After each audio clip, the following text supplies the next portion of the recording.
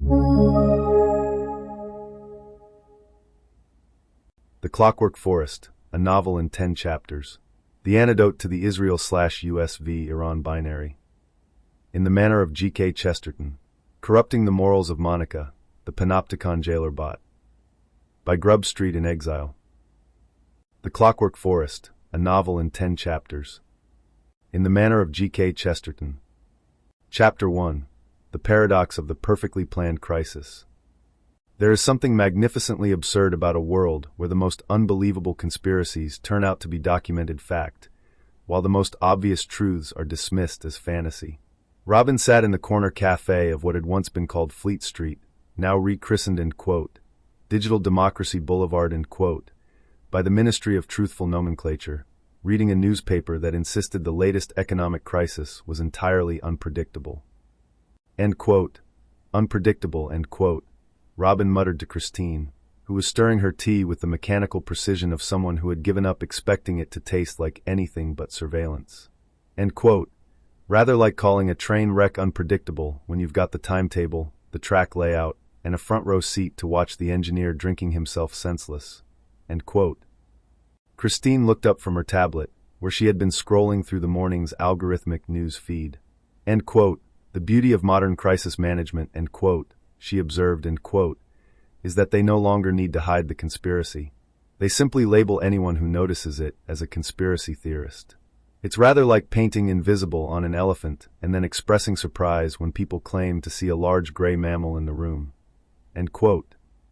Charlie emerged from behind his copy of the Financial Times, which he read daily as a form of masochistic entertainment. Speaking of elephants, he said, I see the Bank for International Settlements has issued another warning about systemic risks while simultaneously implementing the very policies that create those risks. It's like a doctor prescribing poison while warning about the dangers of toxicity. The cafe around them hummed with the conversations of the digitally employed, those whose jobs consisted primarily of managing the management of other people's management. Chesterton would have recognized the type. People so busy organizing efficiency that they had forgotten what they were supposed to be efficient at one. The real paradox, Robin continued, warming to his theme, is that we live in an age of unprecedented transparency where nothing can be seen clearly. Every transaction is recorded, every movement tracked, every thought catalogued, and yet the actual workings of power remain as mysterious as ever. Christine nodded, her expression growing serious. It's the digital panopticon perfected. Bentham's prison design, but instead of guards watching prisoners, we have algorithms watching everyone, including the guards. The watchers are watched by watchers who are themselves watched, in an infinite regression of surveillance that somehow manages to obscure rather than illuminate. Charlie folded his newspaper with the decisive snap of a man who had reached his daily quota of institutional absurdity. And the most delicious irony of all is that they call it freedom. Digital freedom, democratic freedom, market freedom, every kind of freedom except the one that matters, the freedom to be left alone. Chapter 2. The Democracy of Algorithms. The trio had moved to their usual table by the window, where they could observe the morning parade of what Charlie called, the digitally domesticated, citizens who had so thoroughly internalized their surveillance that they carried it with them like a beloved pet. Democracy, Robin began, gesturing toward the street where people walked with their faces buried in screens, has been replaced by something far more insidious than tyranny. It's been replaced by convenience, Christine looked up from her tablet, where she had been reading about the latest, democratic innovation, an AI system that could predict voting patterns with 97% accuracy. The genius of the modern system is that it gives people exactly what they want while ensuring they never want anything dangerous. It's democracy by algorithm, representation by recommendation engine. Rather like asking people what they want for dinner, Charlie observed, but only after you've programmed their taste buds to crave whatever you happen to be serving. The conversation was interrupted by a notification on Christine's device, a cheerful ping that informed her she had been selected for a Democratic participation opportunity, end quote. The screen displayed a series of multiple-choice questions about local governance, each answer pre-weighted by an algorithm that had analyzed her shopping habits, social connections, and biometric responses to previous surveys. End quote, behold, end quote, she said, holding up the screen, end quote, democracy in action. I can choose between option A, which the algorithm knows I'll prefer based on my psychological profile, option B, which is designed to make option A look reasonable, and option C, which is so obviously absurd that only a madman would select it. End quote. Robin leaned over to examine the screen. End quote. And yet they'll count this as genuine democratic participation. Your voice has been heard, your opinion registered, your civic duty fulfilled. The fact that your opinion was manufactured by the same system that's asking for it is merely a technical detail. End quote. Charlie chuckled, but there was no humor in it. End quote. It's the perfect crime, really. They've stolen democracy while convincing everyone they're preserving it. It's like a pickpocket who hands you back your empty wallet while thanking you for the donation. End quote. The irony, as Chesterton understood, was that the very technologies designed to enhance democratic participation had instead perfected the art of manufacturing consent too. The algorithms didn't suppress dissent. They simply ensured that dissent took forms that were either ineffective or easily co-opted. End quote. The real question, end quote, Christine said, closing her tablet with a decisive click, end quote, is whether we're witnessing the death of democracy or its evolution into something entirely different. Something that maintains the forms and rituals of democratic participation while hollowing out its substance. End quote. End quote. Perhaps, end quote, Robin suggested, end quote, the answer is both. Democracy dies, but its ghost continues to haunt the machine, providing legitimacy for a system that has transcended the need for genuine popular consent. End quote. Chapter 3. The Usury of Attention. Their conversation had attracted the attention of a young man at the neighboring table, who had been pretending to work on his laptop while obviously eavesdropping. He was the sort of person who wore his surveillance as a fashion statement: smartwatch, fitness tracker, wireless earbuds, and a phone that never left his hand. End quote. Excuse me, end quote, he said, with the earnest enthusiasm of someone who had just discovered fire, end quote, but I couldn't help overhearing your conversation. Are you saying that technology is bad? Because I have to disagree. My apps have made my life so much more efficient, end quote. Robin smiled with the patience of a man who had been expecting this interruption. End quote. Not bad, my dear fellow. Brilliant. Absolutely brilliant. The question isn't whether technology is good or bad. It's who controls it and to what end. End quote. The young man looked puzzled. End quote. But I control my technology. I choose which apps to use, which services to subscribe to, which content to consume. End quote. End quote. End quote, said Christine, end quote. But do you? Or do you simply choose from a menu that's been carefully curated to ensure that all choices lead to the same destination? End quote. Charlie leaned forward, his expression growing serious. End quote. Tell me, what did you pay for your phone? End quote. End quote. $800, end quote, the young man replied proudly. End quote. But it was worth it for all the features, end quote. End quote. And what do you pay monthly for your data plan, your streaming services, your app subscriptions? End quote. The young man began calculating, his confidence visibly deflating as the numbers added up. End quote. Maybe $200 a month? But that's for everything: entertainment, productivity, social connection, end quote. End quote. So in a year, end quote, Robin calculated, end quote, you spend roughly $3,000 to carry a device that tracks your every movement, records your every conversation, and analyzes your every preference. You're paying handsomely for the privilege of being surveilled. End quote. The young man's face showed the dawning realization that he might not be the customer in this transaction. End quote. But I get value from it.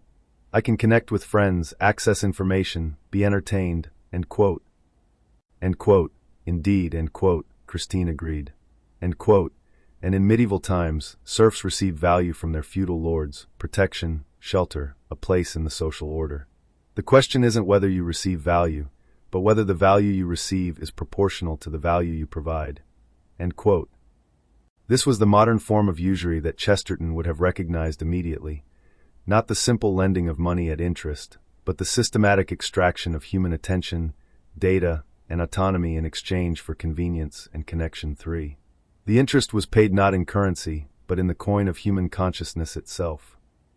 End quote. The old usurers, end quote, Charlie explained, end quote, lent money and demanded repayment with interest. The new usurers lend convenience and demand repayment with your soul, or at least with your attention, your privacy, and your autonomy. End quote. The young man sat back, his phone suddenly feeling heavier in his hand. End quote. So what's the alternative? Go back to the Stone Age? End quote. End quote. Not at all, end quote, Robin replied. End quote. The alternative is to remember that technology should serve human purposes, not the other way around. To insist that our tools enhance our humanity rather than diminish it. End quote. Chapter 4. The Theology of Progress. The conversation had drawn a small crowd, as conversations in public spaces sometimes do when they touch on subjects that people think about but rarely discuss. An elderly woman with a walking stick had paused nearby, listening with the sharp attention of someone who had lived through enough historical changes to recognize a pattern. End quote.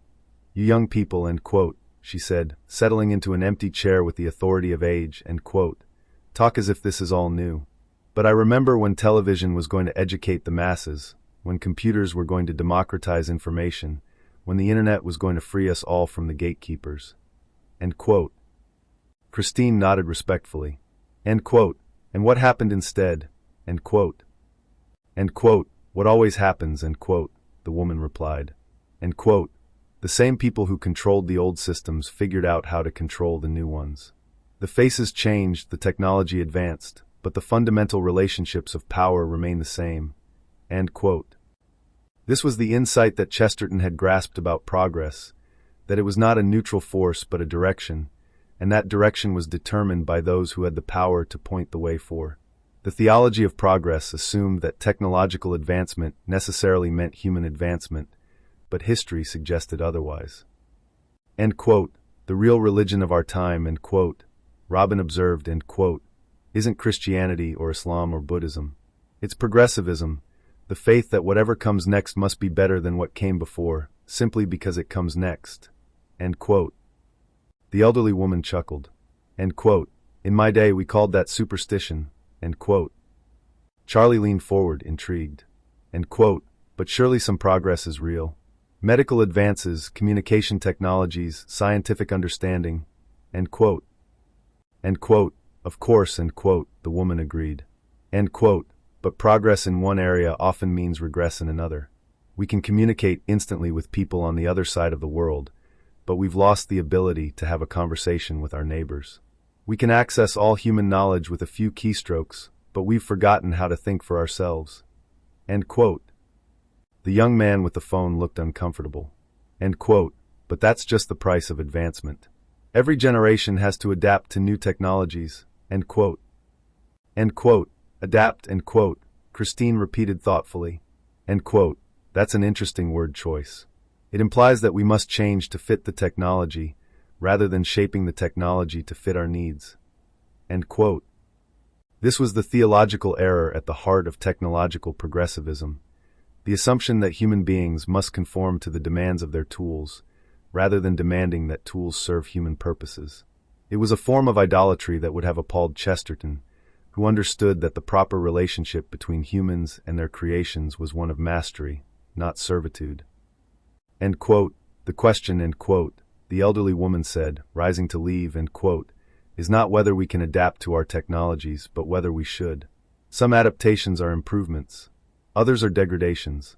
The trick is knowing the difference. End quote. Chapter 5. The Manufacture of Consent. As the elderly woman departed, her walking stick tapping a steady rhythm on the café floor, the remaining group fell into a contemplative silence. The young man with the phone seemed to be wrestling with ideas that challenged his fundamental assumptions about the world he inhabited. End quote. I keep thinking about what she said, end quote. He began slowly, end quote, about the same people controlling the new systems. But how is that possible? The internet was supposed to democratize everything. Anyone can start a blog, create content, build an audience, end quote. Robin smiled with the gentle patience of a teacher who had been waiting for exactly this question. End quote. Indeed they can. And that's precisely the genius of the system. It creates the illusion of democratization while perfecting the mechanisms of control. End quote. Christine pulled out her tablet and navigated to a social media platform. End quote. Watch this, end quote, she said, showing the screen to the group. End quote.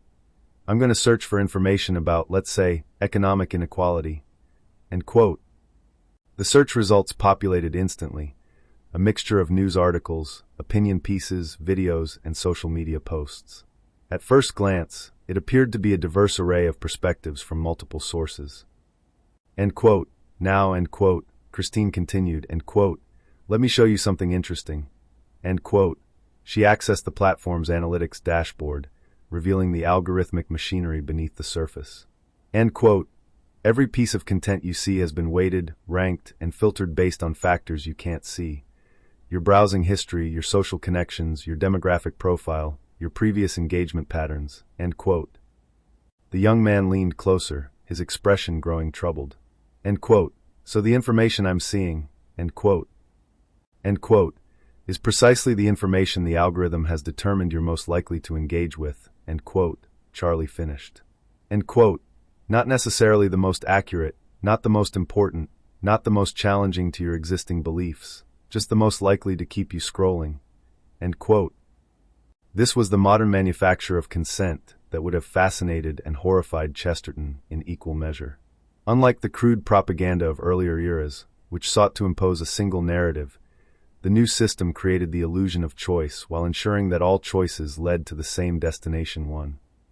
End quote. But surely, end quote, the young man protested, end quote, people can still seek out alternative viewpoints if they want to. End quote. End quote. Can they? End quote, Robin asked. End quote. When the algorithm learns that you occasionally seek out dissenting opinions, and begins feeding you controlled opposition, viewpoints that appear to challenge the mainstream, but actually reinforce it by making genuine alternatives seem extreme or ridiculous. End quote. Christine nodded. End quote. It's like being offered a choice between vanilla and French vanilla ice cream and being told you're experiencing the full spectrum of frozen dessert options. End quote. The young man sat back, his phone now lying forgotten on the table. End quote. So what you're saying is that the entire information ecosystem is manufactured, end quote. End quote. Not manufactured, end quote, Charlie corrected. End quote. Curated. Shaped. Guided. The content is real, the opinions are genuine, the debates are authentic. They're just taking place within parameters that have been carefully established to ensure that no genuinely threatening ideas gain traction. End quote. This was the true sophistication of modern power. It didn't need to suppress dissent, because it had learned to channel dissent into forms that ultimately served its purposes.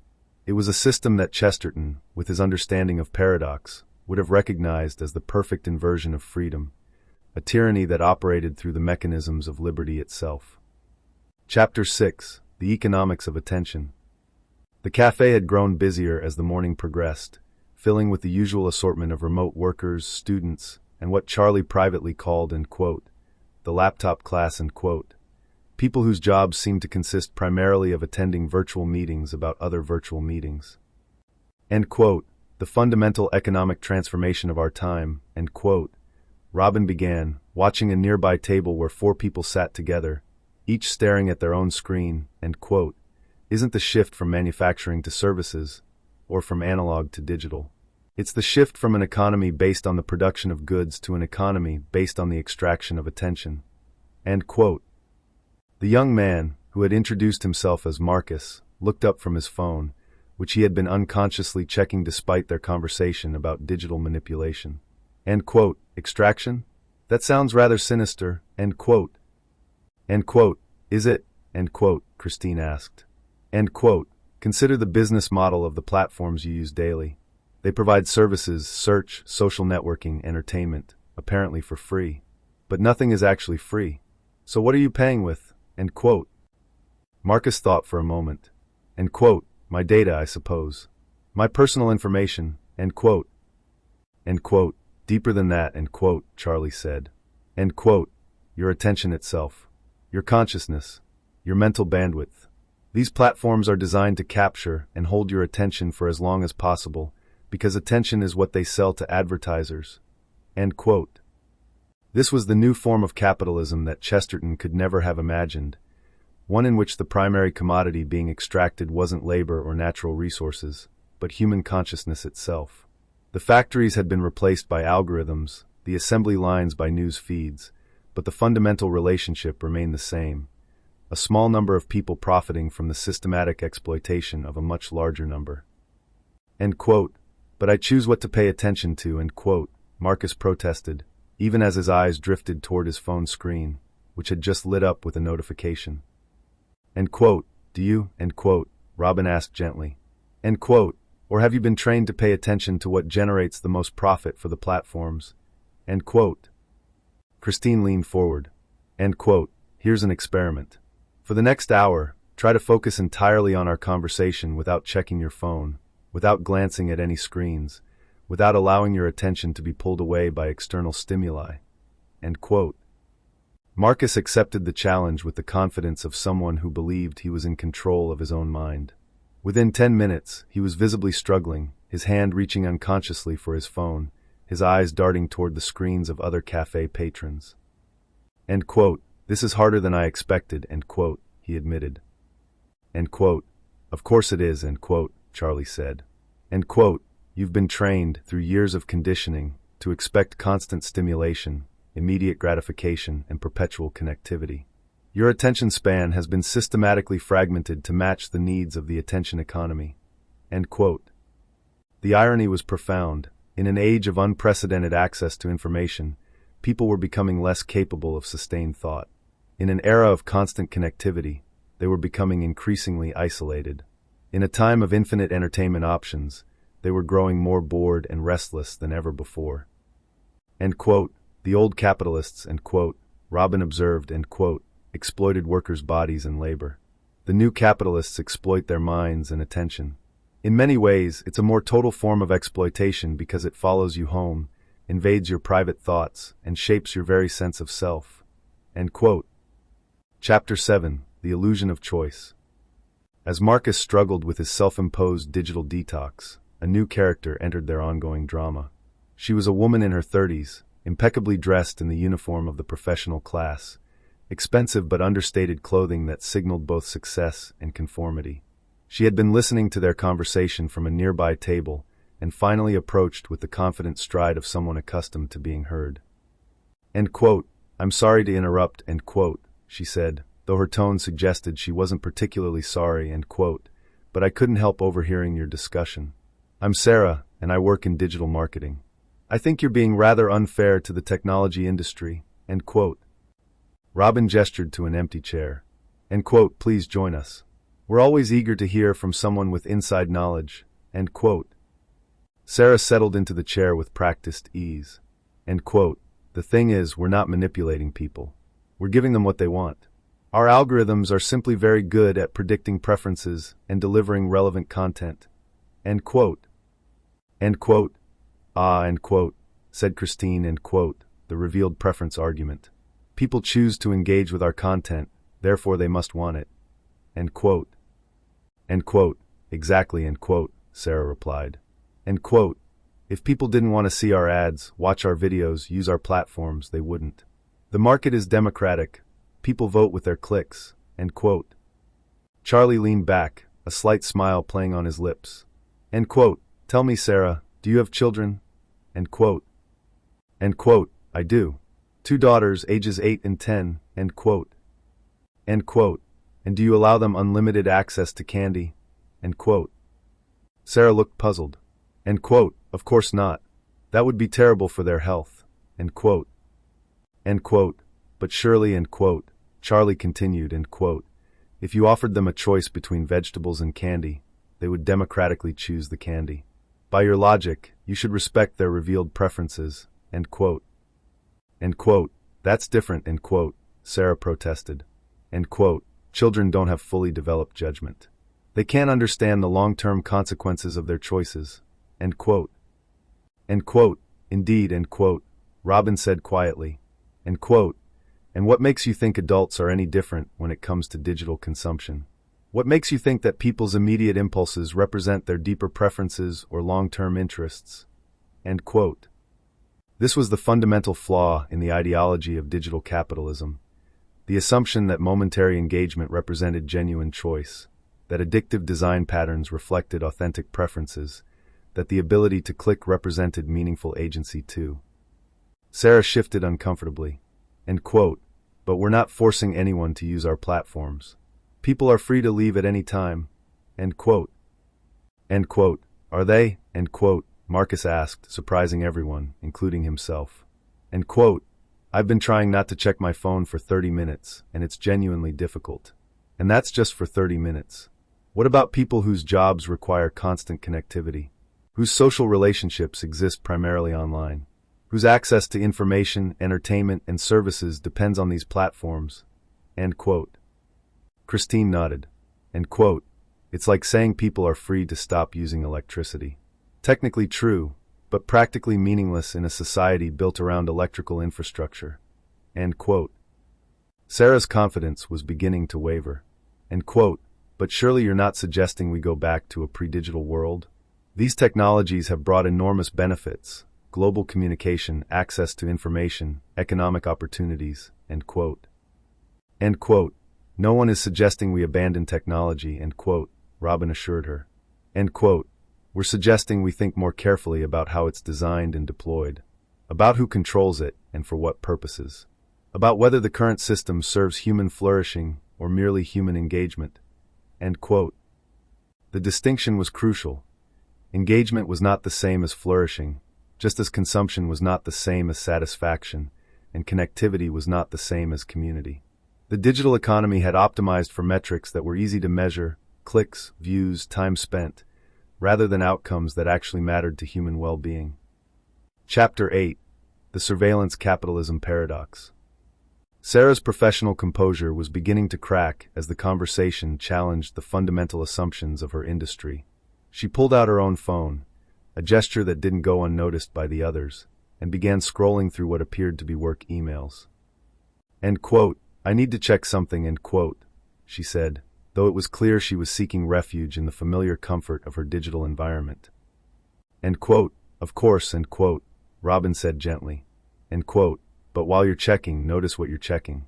Notice the little dopamine hit when you see a new notification, the slight anxiety when you don't.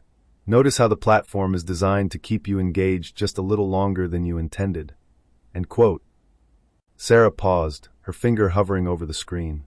For the first time, she seemed to be observing her own behavior rather than simply performing it. End quote. "This is what we call surveillance capitalism," end quote, Christine explained. End quote. "It's not just that our data is being collected, it's that our behavior is being modified in real time to generate more data, more engagement, more profit." End quote.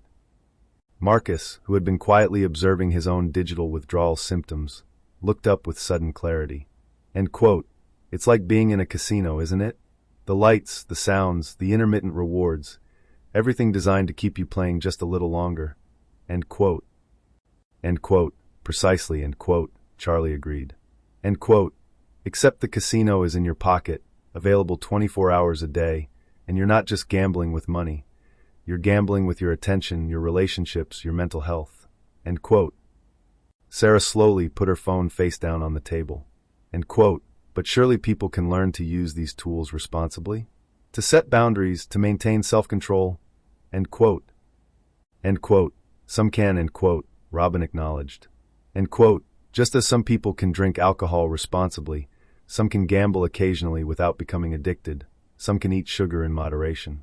But when you design systems to be as addictive as possible and then blame individuals for lacking willpower, you're essentially arguing that the solution to industrial pollution is for everyone to hold their breath." End quote. This was the core paradox of surveillance capitalism. It required individual solutions to systemic problems, personal responsibility in the face of institutional manipulation, private virtue in response to public vice. 3. It was like asking people to swim upstream while increasing the current. End quote. "The real question," end quote, Christine said, end quote, "isn't whether individuals can resist these systems, but whether we should have to. Whether a society that requires heroic levels of self-control just to maintain basic mental hygiene is really the society we want to live in. End quote. Sarah was quiet for a long moment, staring at her phone as if seeing it for the first time. End quote. I tell myself I'm helping businesses reach their customers more effectively, that I'm making advertising more relevant, more useful. End quote. End quote. And perhaps you are, end quote, Robin said kindly. End quote. But you're also participating in a system that treats human attention as a resource to be mined, human psychology as a vulnerability to be exploited, human relationships as data points to be analyzed. End quote. The tragedy, as Chesterton would have understood, was not that people like Sarah were evil, but that they were trapped in systems that made evil outcomes almost inevitable, regardless of individual intentions. The road to digital hell was paved with user experience improvements. Chapter 9. The Resistance of the Real. As the afternoon wore on, their impromptu symposium had attracted a diverse collection of listeners and participants.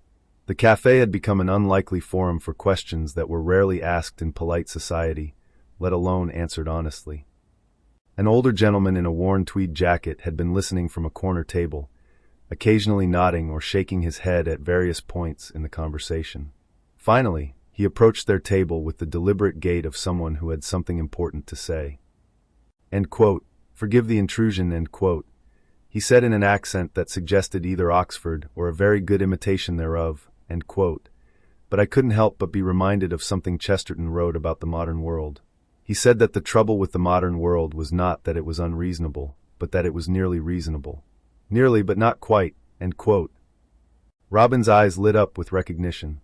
End quote. Professor Williams, isn't it? I attended your lecture on medieval economics last year. End quote. The professor smiled. End quote. Guilty as charged. And I must say, your conversation today has been far more illuminating than most academic conferences I've attended. End quote. He settled into a chair that someone had procured from a neighboring table. End quote. The parallel to Chesterton's observation is striking. The digital world appears to be nearly free, nearly democratic, nearly empowering. Nearly, but not quite. End quote. Sarah, who had been unusually quiet since putting away her phone, looked up with interest. End quote. What do you mean by nearly? End quote. End quote. Well, end quote. The professor began, settling into his element, end quote. Consider the promise of the internet. Universal access to information, global connectivity, democratized publishing, economic opportunity for all. Each of these promises has been partially fulfilled, but in ways that ultimately serve to concentrate rather than distribute power. End quote. Marcus nodded slowly. End quote. Like how anyone can start a YouTube channel, but the algorithm determines who gets seen. End quote. End quote, exactly. Or how everyone can access information, but the search results are curated by algorithms designed to maximize engagement rather than truth. Or how global connectivity is possible, but the platforms that enable it are controlled by a handful of corporations. End quote. Christine leaned forward. End quote. It's the perfect totalitarian system because it delivers just enough freedom to prevent revolution while maintaining total control over the parameters within which that freedom can be exercised. End quote. This was the insight that would have fascinated Chesterton, that the most effective tyranny was not one that obviously oppressed, but one that created the illusion of liberation while perfecting the mechanisms of control for. It was tyranny with a human face, oppression with user-friendly design. End quote. But surely, end quote, Sarah said, though with less conviction than before, end quote, there must be ways to reform the system, to maintain the benefits while addressing the problems, end quote. Professor Williams stroked his beard thoughtfully. End quote, that's the question, isn't it? Can a system built on the extraction and manipulation of human attention be reformed to serve human flourishing? Or are the problems inherent in the fundamental architecture? End quote. End quote. It's like asking whether you can reform a casino to promote financial responsibility, end quote, Charlie observed. End quote. The entire business model depends on people making irrational decisions. Remove that, and you no longer have a casino, end quote. The professor nodded. End quote, precisely. The surveillance capitalism model depends on capturing and holding attention, on creating psychological dependency, on harvesting data from human behavior. These aren't bugs in the system, they're features. They're how the system generates value. End quote. Robin stood up and walked to the window, looking out at the street where people moved like sleepwalkers, their faces illuminated by the glow of their screens. End quote. So what's the alternative? How do we resist a system that has made resistance nearly impossible? End quote. End quote. Perhaps, end quote, the professor suggested, end quote, we start by remembering what we're resisting for. What human values, what ways of being, what forms of relationship we want to preserve or recover. End quote. Chapter 10. The Clockwork Forest. As evening approached, the café began to empty, but their small group remained, bound together by a conversation that had taken on a life of its own. The professor had ordered another tea, Sarah had finally turned off her phone completely, and Marcus was experimenting with what he called, end quote, analog thinking, end quote, actually writing notes with a pen on paper. End quote. I keep coming back to this image, end quote, Robin said, sketching something on a napkin. End quote, a clockwork forest. All the trees perfectly synchronized, moving in mechanical harmony, beautiful and efficient and utterly lifeless. End quote. Christine looked at the sketch. End quote. That's what the digital world feels like sometimes. Everything connected, everything optimized, everything responding to the same algorithmic rhythms. End quote. End quote. But what would a real forest look like? End quote, Marcus asked. End quote. In this metaphor, I mean, end quote. Professor Williams smiled. End quote, messy. Chaotic. Unpredictable. Trees growing at different rates, in different directions, according to their own nature and the accidents of their environment. Some thriving, some struggling, some dying to make room for new growth. End quote.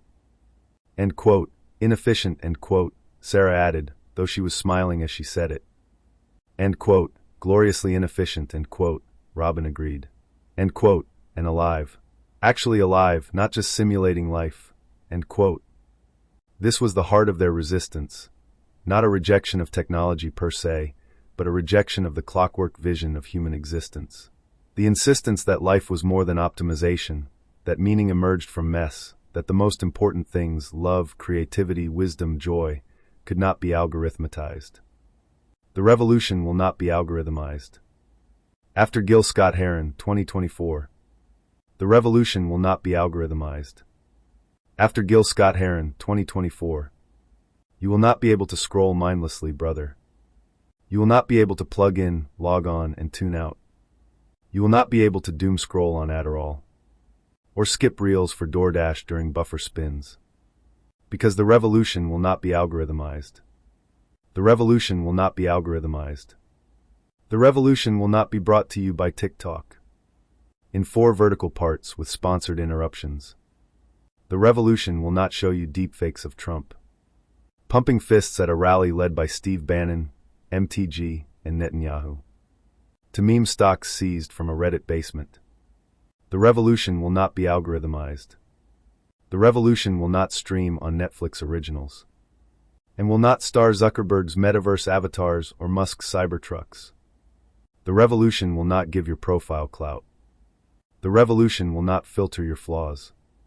The revolution will not make you go viral overnight. Because the revolution will not be algorithmized, brother. There'll be no clips of you and ye. Pushing conspiracy threads on 4chan's dark boards. Or trying to NFT your lunch on a blockchain. CNN can't fact-check the truth at 8:32. Or trend on 29 alt accounts. The revolution will not be algorithmized. There'll be no live streams of cops kneeling on necks. On loop for the timeline. No AI-generated eulogies for Brianna. No slow-mo montages of AOC. Strolling through Mar-a-Lago in a Patagonia vest. She's been saving for the resistance. Stranger Things, The Crown, and House of the Dragon will no longer be so damn distracting. And influencers won't care if Kylie finally broke the internet. Because the people will be in the streets swiping left on despair. The revolution will not be algorithmized. There'll be no highlights on Fox or MSNBC. No thirst traps of Silicon Valley's, end quote, visionaries, end quote. Or Peter Thiel prepping bunkers in New Zealand. The anthem won't be written by ChatGPT. or Sam Altman, nor sung by Drake, Taylor Swift, or AI Drake. The revolution will not be algorithmized. The revolution will not buffer endlessly. After ads for Meta's VR hellscape or crypto rug pulls. You won't need to worry about bots in your DMs, the Palantir spyware, or the microchips in your mRNA. The revolution will not pair with Prime. The revolution won't be a Substack essay. The revolution will drag you off mute. The revolution will not be algorithmized. Will not be algorithmized. Will not be algorithmized. The revolution's no deepfake, brothers. The revolution will be offline. End quote. So how do we plant seeds of the real forest in the Clockwork one? End quote, Charlie asked. End quote, perhaps, end quote, the professor suggested, end quote, we start with conversations like this one, with moments of genuine human connection that can't be commodified or optimized, with questions that don't have easy answers and problems that can't be solved by apps, end quote. Sarah looked around the table at these people who had been strangers a few hours ago and who had somehow become something like friends. End quote. You know, I haven't checked my phone in over an hour, and I don't miss it. I feel more present. More here, end quote. End quote. That's the beginning, end quote, Christine said. End quote, presence. Attention given freely rather than extracted forcibly. Consciousness as a gift rather than a resource, end quote. Marcus was still writing with his pen, the scratching sound somehow comforting in the digital silence. End quote, I'm thinking about my job, about whether what I do actually contributes to human flourishing or just to the machinery of extraction. End quote. End quote, that's a question worth sitting with, end quote, Robin said. End quote, not rushing to answer, not solving immediately, just sitting with, end quote. As they prepared to leave, each going their separate ways into the evening, there was a sense that something had shifted. Not dramatically, not obviously, but genuinely. They had created, for a few hours, a small clearing in the Clockwork forest, a space for real conversation, authentic questioning, genuine human connection. End quote. Same time next week, end quote, the professor asked, and they all nodded, understanding that they had stumbled onto something worth preserving. Walking out into the street, Robin looked up at the sky, barely visible through the glow of digital billboards and LED streetlights. Somewhere above the electronic noise, stars were shining, ancient, inefficient, gloriously real. In the clockwork forest of the modern world, they had found a way to remember what it meant to be human. The conquest of AI, it turned out, was not about defeating artificial intelligence, but about refusing to become artificial themselves. It was about maintaining the wild, unpredictable, beautifully inefficient reality of human consciousness in a world increasingly designed to simulate, extract, and control it. And perhaps that was enough. Perhaps it was everything. End of novel. Sources: 1father_Brown. 2 The Man Who Was Thursday/ 3 The Fallacy of Success / literary devices / for /Rayburn_window_2020.pdf.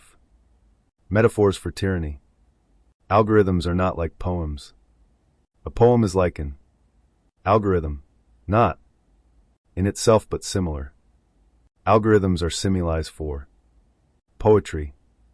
Algorithms are not like poems, which are streams of consciousness that enliven and awaken. A metaphor that inspires the imagination of possibilities, not a modeled conformity of deterministic tyranny. Algorithms are a metaphor for tyranny. Roger G. Lewis, 2025. Going Direct Series Review, Part 1, The Clockwork Forest. Hashtag a review of Roger Lewis's AI-enhanced literary journey. The Clockwork Forest, The Conquest of AI. The Conquest of Doe sequel. A Ruskinian retrospective on Roger G. Lewis's tetralogy of modern discontent. The Conquest of Doe. Trump the Cherry Marine Shining J. R. Ewing's Shoes. Event 202, the sequel.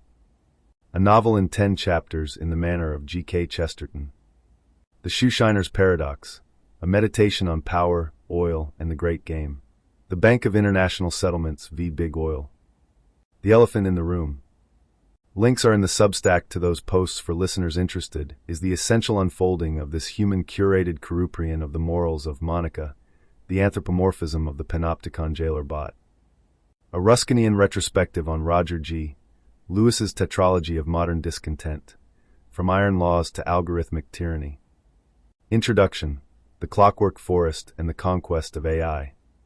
In Roger G. Lewis's latest work, The Clockwork Forest, The Conquest of AI, we encounter a prophetic vision that completes his tetralogy of modern discontent. This machine learning novel, arranged by the democratic principle of blog post popularity, presents a world where, end quote, the operation of the machine becomes so odious that you've got to stop it, end quote, through characters like Robin, Christine, and Charlie, modern-day heretics in the Chestertonian tradition. Lewis explores the intersection of artificial intelligence, technocratic control, and human resistance. The novel's structure itself embodies its themes. Generated by AI yet infused with human consciousness, it mirrors the tension between algorithmic determinism and free will that runs throughout Lewis's work. From the end quote, panopticon jailer bot end quote, to the end quote, carbon currency endgame end quote, from Adhar's biometric tyranny to the end quote, digital serval state end quote, Lewis maps the contours of our emerging techno-feudalism with the precision of a cartographer and the passion of a prophet. This latest work serves as both culmination and continuation of themes first explored in his 2016 blog post on end quote, The Iron Law of Oligarchy end quote, where Lewis identified the fundamental tension between democratic ideals and oligarchic reality. Now, nearly a decade later, that oligarchy has evolved from mere human elites to include algorithmic overlords, what he terms the end quote, conquest of AI end quote, over human agency. The Iron Law Revisited, From Human to Algorithmic Oligarchy. Lewis's 2016 analysis of Robert Michael's end quote, Iron Law of Oligarchy end quote, proves remarkably prescient when viewed through the lens of the Clockwork Forest. Where Michael's observed that end quote, rule by an elite or oligarchy is inevitable as an iron law within any democratic organization end quote, Lewis now extends this insight to our digital age. The oligarchy has not disappeared. It has been augmented by algorithms, enhanced by artificial intelligence, and made more pervasive through what he calls the end quote, Internet of Things, end quote. In the novel, the character Robin observes, end quote, the pseudo-truthers are just another manifestation of that.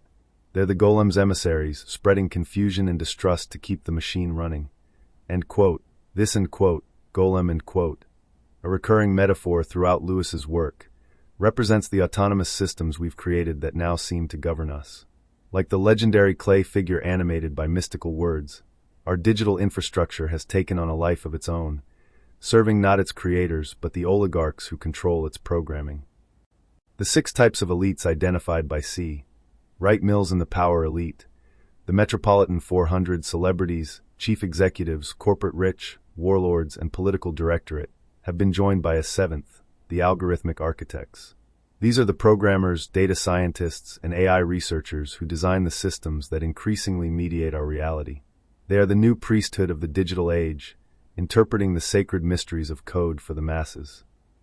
2. Usury's digital evolution, from hell's fuel to algorithmic fire. Lewis's poem end quote, Usury Hell's Fuel end quote, takes on new dimensions when read alongside the Clockwork Forest. The ancient sin of usury, lending money at interest, has evolved into what the novel calls, end quote, the magic money tree, end quote, of central bank digital currencies and algorithmic trading. The banker's confession from the original poem, end quote, the king does much service for us now in return, end quote, becomes prophetic when we consider how governments now serve the interests of tech oligarchs and financial algorithms. In Chapter 10 of the novel, the characters discuss, end quote, the magic money tree, end quote, and its connection to housing wealth, mortgage debt, and bank solvency. Robin notes, end quote, it's not just about the money, is it? It's about control. The Phrygian black stone to the cult of BlackRock. Going direct with Aladdin, the Gordian knot of central bank policies. End quote. Here, Lewis identifies how algorithmic systems like BlackRock's Aladdin AI have become the new usurers, extracting value not through traditional interest but through data harvesting, algorithmic trading, and predictive modeling. The end quote, conquest of dough end quote, has become the conquest of data, the new bread of the digital age. Where medieval usurers hoarded gold, modern algorithmic oligarchs hoard information, using it to predict and manipulate human behavior on a scale previously unimaginable. 3. The bourgeois resolution's digital mask. The themes of bourgeois resolution find their digital expression in what the Clockwork Forest calls the mirror world, a distorted reality crafted by technocrats and oligarchs. The poem's tripartite structure of thesis, antithesis, and synthesis becomes the algorithmic process of data collection, analysis, and behavioral modification that characterizes our surveillance capitalism. In Chapter 19, the character Robin explains, the mirror world is the realm of technocratic tyranny, Christine. It's where systems like Aadhaar, a biometric ID system in India, are sold as tools of empowerment but end up being instruments of control. This mirrors the bourgeois tendency to, mistake oppression for protection, identified in the original poem, now amplified through digital systems that promise convenience while delivering surveillance. The Stockholm Syndrome, politics of the bourgeoisie, where the oppressed defend their oppressors, finds its perfect expression in our willing submission to digital platforms that monetize our data while claiming to serve our interests. We become complicit in our own surveillance, defending the very systems that exploit us because they offer the illusion of connection and convenience. 4. Globalization unentangled in the age of AI.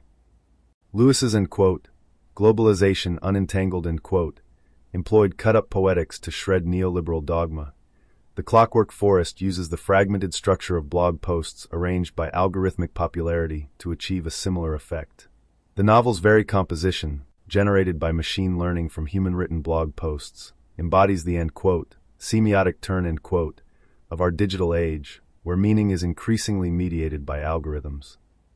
The wicked problems identified in the poem, climate imperialism, algorithmic tyranny, cargo cult science, find their narrative expression in the novel's exploration of the carbon currency endgame. Chapter 16 introduces the concept of carbon credits as the new global currency, where carbon becomes the ultimate measure of value, the ultimate unit of exchange, This represents the final stage of what the poem calls Hasbara propaganda, the reframing of environmental crisis as an opportunity for increased control. The novel's characters recognize that the machine is not just a physical entity, it's a narrative, a story we tell ourselves about power and order and belonging. This insight captures the essence of Lewis's critique. Globalization is not merely an economic process but a semiotic one, reshaping how we understand reality itself. V. The Socratic method in the digital age. Throughout the Clockwork Forest, Lewis employs what might be called a digital Socratic method, using dialogue between characters to expose the contradictions and absurdities of our technological age. Like Socrates questioning the assumptions of his contemporaries, characters like Robin, Christine, and Charlie interrogate the narratives of progress, efficiency, and innovation that justify our submission to algorithmic control. In Chapter 28, Lewis channels G.K. Chesterton to observe, the pseudo-truther is a cynic, the heretic is a romantic. The pseudo-truther sees the world as a game to be played, the heretic sees it as a mystery to be solved.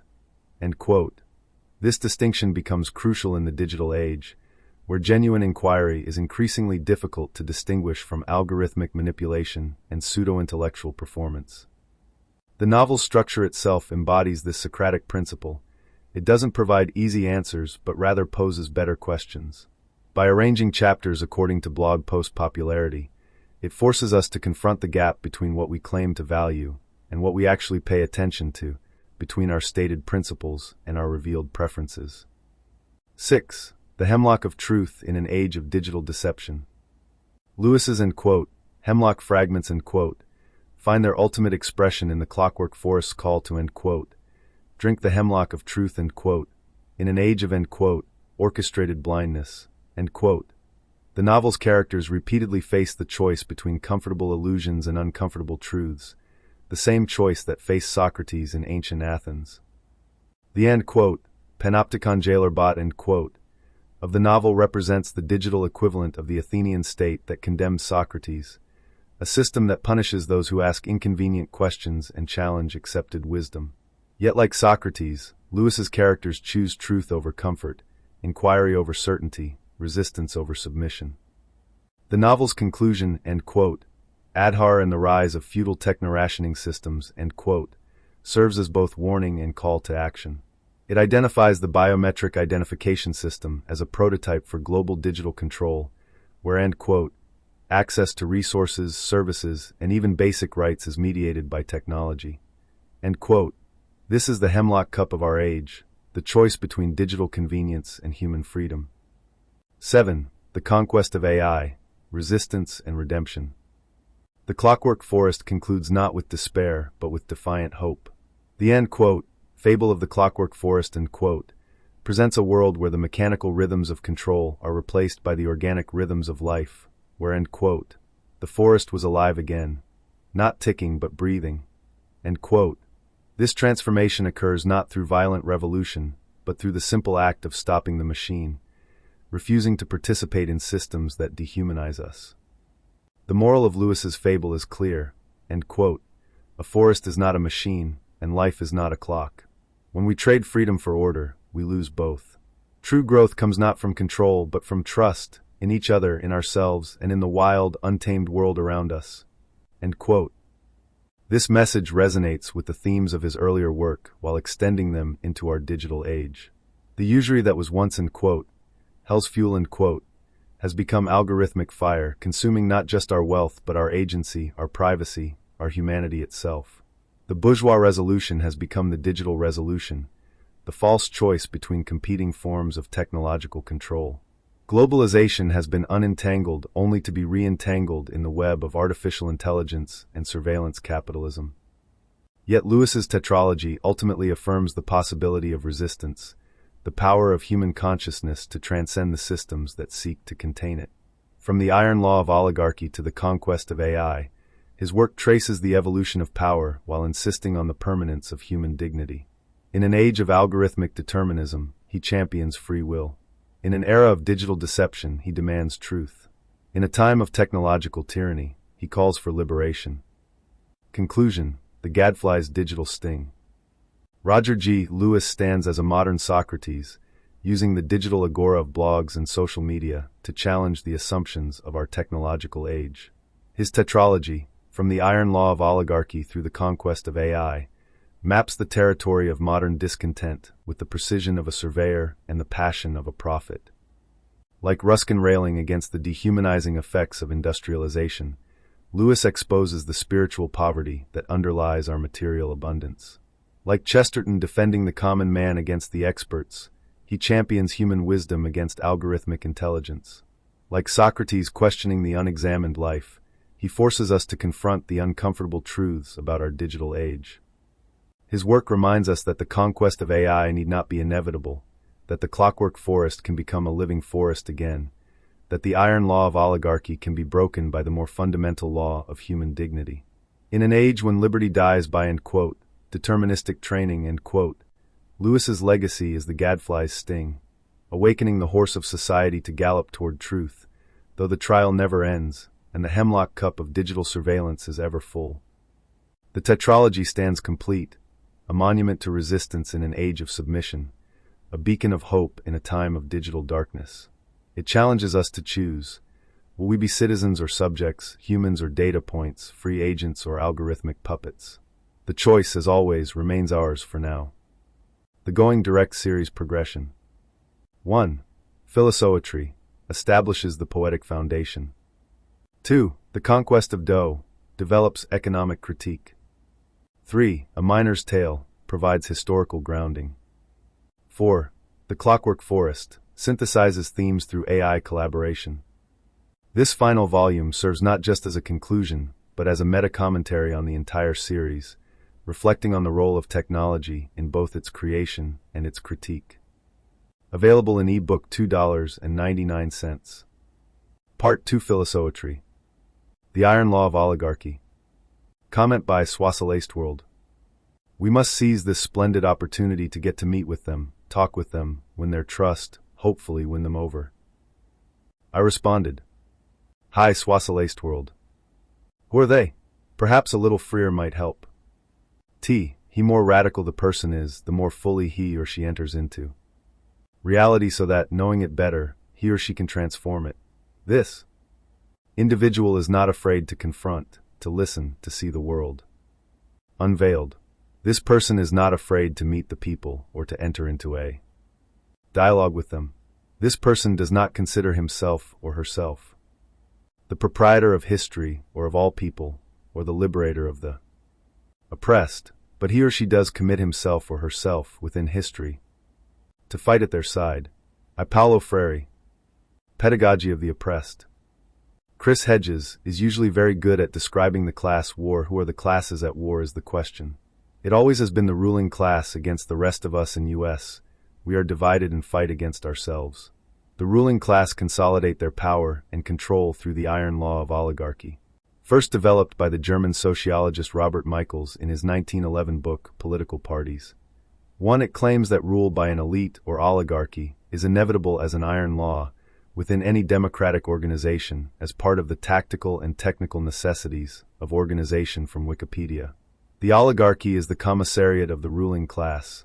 The rash of billionaires in the past 20 years has been the blossoming of the new face of our political reality as the rest of us, or the 99%. The functionaries populate the organs of the power elite, aptly described by C. Wright Mills in The Power Elite, also from Wikipedia. A Ruskinian retrospective on Roger G. Lewis's tetralogy of modern discontent. In contemplating the oeuvre of Roger G. Lewis, this trilogy usually held fuel, bourgeois resolution, and globalization unentangled, crowned by the novel The Conquest of Dough. One is struck by its prophetic fury, a thunderous indictment of our age's moral and economic decay.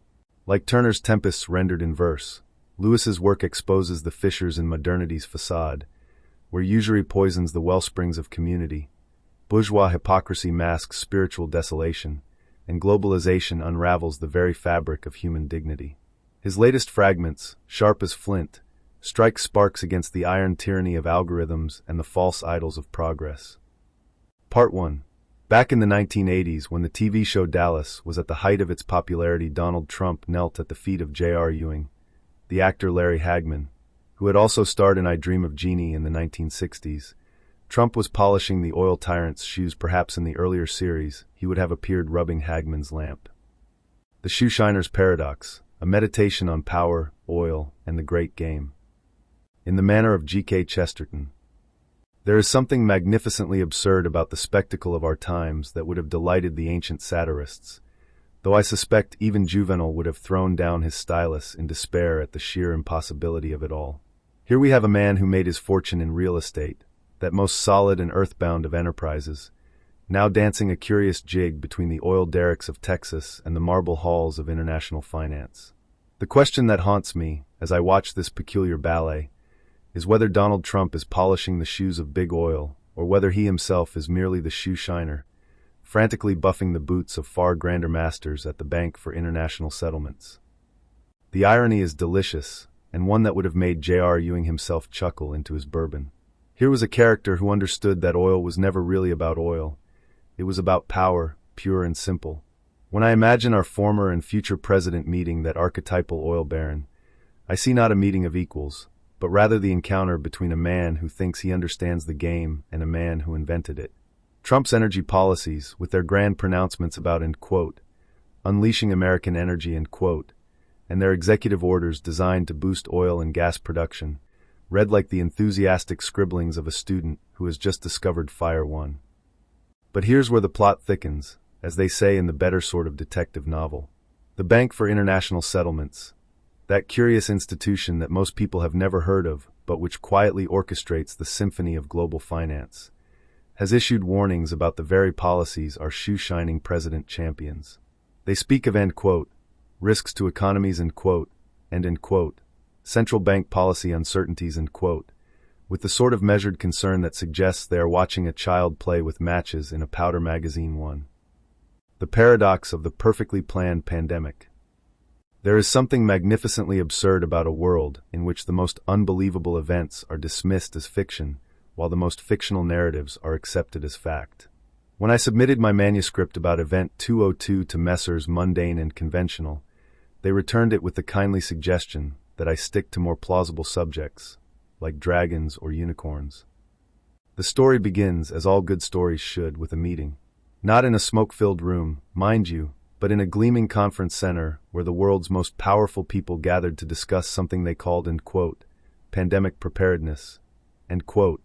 They called it Event 201, though I suspect they might have preferred Event 1984, had Orwell not already claimed that particular number. The curious thing about this gathering was not that it happened, powerful people meet all the time, but that it happened precisely when it did. It was rather like watching a fire drill being conducted in a building that happened to catch fire the very next day. Coincidence, they assured us. Pure coincidence. But as I have often observed, coincidences are like buses. You wait ages for one, then three come along at once, all heading in the same direction. Exegesis hermeneutics flux capacitor of truthiness. January 6, 2016. The Iron Law of Oligarchy. The oligarchy is the commissariat of the ruling class. The rash of billionaires in the past 20 years has been the blossoming of the new face of our political reality, as the rest of us, or the 99%. The functionaries populate the organs of the power elite, aptly described by C. Wright Mills in The Power Elite, also from Wikipedia. The resulting elites, who control the three dominant institutions, military, economic, and political, can be generally grouped into one of 6 types, according to Mills. The Metropolitan 400, members of historically notable local families in the principal American cities, generally represented on the social register. Celebrities, prominent entertainers, and media personalities. The chief executives, presidents and CEOs of the most important companies within each industrial sector. The corporate rich, major landowners and corporate shareholders. The warlords, senior military officers, most importantly the Joint Chiefs of Staff. The political directorate, 50-odd men of the executive branch of the U.S. federal government, including the senior leadership. In the executive office of the president, sometimes variously drawn from elected officials of the Democratic and Republican parties, but usually professional government bureaucrats. The analysis from the early 20th century to the early 21st century changes in global scope, and also the America exceptional slant now reflecting U.S. unipolar phenomenon since the early 1990s and the collapse of the Soviet Union. One can think in terms of democracy among the international elite based upon national franchises. Schumpeter's competing elites model of democracy serves double duty in demonstrating both the political theater of faux electoral political democracy and also in the behind-closed-doors machinations of the powerful list found in magazines like Forbes. Quotes from Roy Madron, Super Competent Democracies. Democracy is that institutional arrangement for arriving at political decisions in which individuals acquire the power to decide by means of a competitive struggle for the people's vote. Joseph Schumpeter quoted from Roy Madron, Super Competent Democracies, who in turn cites Participation and Democratic Theory by Carol Pateman. Dr. Pateman says that Schumpeter and his followers set the current Anglo-American political system as our democratic ideal, with a democratic theory that in many respects bears a strange resemblance to the anti-democratic arguments of the last, i.e. 19th, century. No longer is democratic theory centered on the participation of the people. In the contemporary theory of democracy, it is the participation of the minority elite that is crucial and the non-participation of the apathetic, ordinary man lacking in the feelings of political efficacy that is regarded as the main bulwark against instability. http://lethenkenfexreturlies.blogspot.se/2015/on-may-2015-re-election. Harris the Forbes list of the most powerful people in the world, 2009 edition, http://www.forbes.com/2009/11/most-powerful-leadership-power-09-people_land.html. Where is the throne of elite power? I would argue it is where it has always been in the counting houses, in the banks and exchequers. Some study of Steve Keen's work on advanced financialized capitalism bears close examination, and his work on endogenous money creation. David Graeber's Debt the First 5,000 Years serves as a useful historical context against which Keen's work can be considered. Search Marx S. Roaming Cavaliers of Capital to get some of Keen's cutting analysis of financialized capitalism and its cannibalistic nature described by Marx so aptly. http://www.debtdeflation.com/blogs/2009/01/31/The Roving Cavalier Soft Credit. Talk about centralization. The credit system, which has its focus in the so-called national banks and the big money lenders and usurers surrounding them, constitutes enormous centralization and gives this class of parasites the fabulous power, not only to periodically despoil industrial capitalists, but also to interfere in actual production in a most dangerous manner. And this gang knows nothing about production and has nothing to do with it. See more at http://www.debtdeflation.com/blogs/2009/01/31/The Roving Cavalier Soft Credit #ST#.d4gs1dax.dpuf. Marx, Capital Volume 3, Chapter 33, The Medium of Circulation in the Credit System, pages 544-45, Progress Press. See more at. I have been working for the past month exclusively on oligarchy, and this talk by Webster Tarpley has a very good analysis of where we have come from and where things seem to be headed. Webster Tarpley, Oligarchy: The Cancer in Human History. Webster Tarpley, The End of Fukuyama, Restarting History After a Quarter Century. Tarpley has a lot of good things to say. One has to get past the inevitable point at which he will challenge and dismiss something one holds very dear. He upsets everyone, I think, but his analysis is always an interesting starting point. Of all my own inquiries recently, the most revelatory insight I stumbled across was the concept of hybridity introduced in this paper on the nature of Islamophobia in Sweden. http://inhouse.lau.edu.lb/bima/papers/jonas_otterbeck.pdf. According to the historian Asa Carlson, who cites among others Peter Burke, the upper classes of an emerging, Western, Europe came to distance themselves more and more from both the other classes of their own societies and from other cultures. At the same time, there was an urge for knowledge about the others that they had distanced themselves from. 16. This change of attitude towards other ethnic groups, classes, and religions has also been discussed by other Swedish scholars. 17. 16 år Karlsson 1998, 84 ff. 17. Larson cited in A. Carlson 1998:84, Amjornson 1994:33 ff. Hybridity of elites. Dresden. Guernica as metaphor for Gaza. Gaza as simile for Guernica. End quote, Hasbara end quote, as metaphor. End quote, Hasbara end quote, as simile. The sharper lens, removable, brings the images home to you. Roger G. Lewis, 2025. The Hemlock Fragments, a Socratic reading of Roger G. Lewis's Philosophy. Corrupting Monica. Athenian Youth Corrupted. Training a Deterministic Creed. Liberty Dies. Roger G. Lewis, 2025.